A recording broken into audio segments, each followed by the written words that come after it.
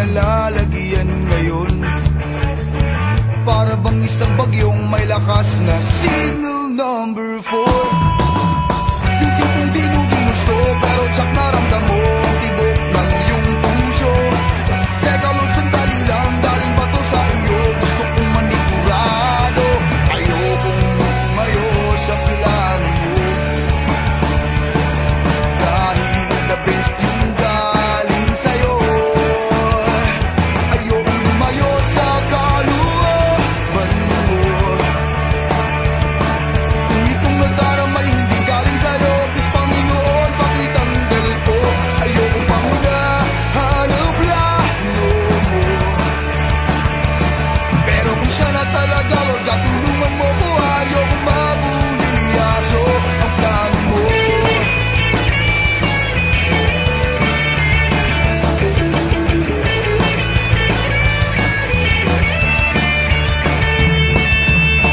Di ko inasahan o sadyang pinilit kinalalagyan ngayon.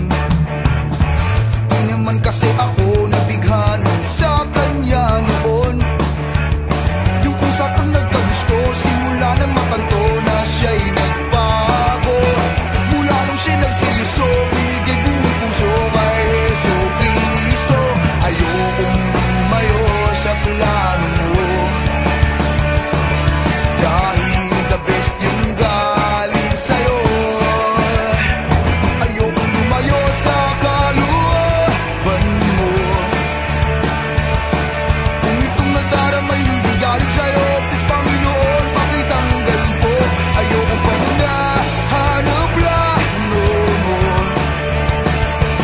Pero kung siya na talaga, Lord, katulungan mo ko. Ayokong mabulilyaso ang plano mo.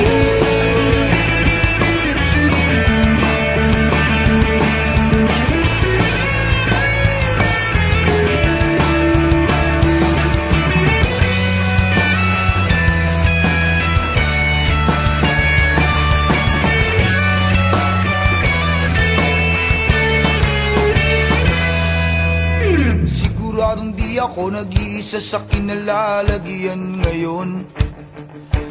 May mga batong tumama sa mga nakikinig sa akin ngayon. Matatapos na ang kanta, nakaka-relate ka na, natamaan ka na rin, di ba? Huwag mo na itong ikaila, may hiya-hiya ka pa, ganito rin ang prayer mo, di ba? Ayokong lumayo sa plano mo.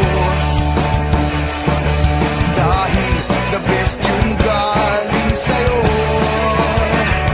Ayokong lumayo sa kaluban mo. At kung itong nagdaramay hindi galing sa'yo, please Panginoon, pakitanggal po.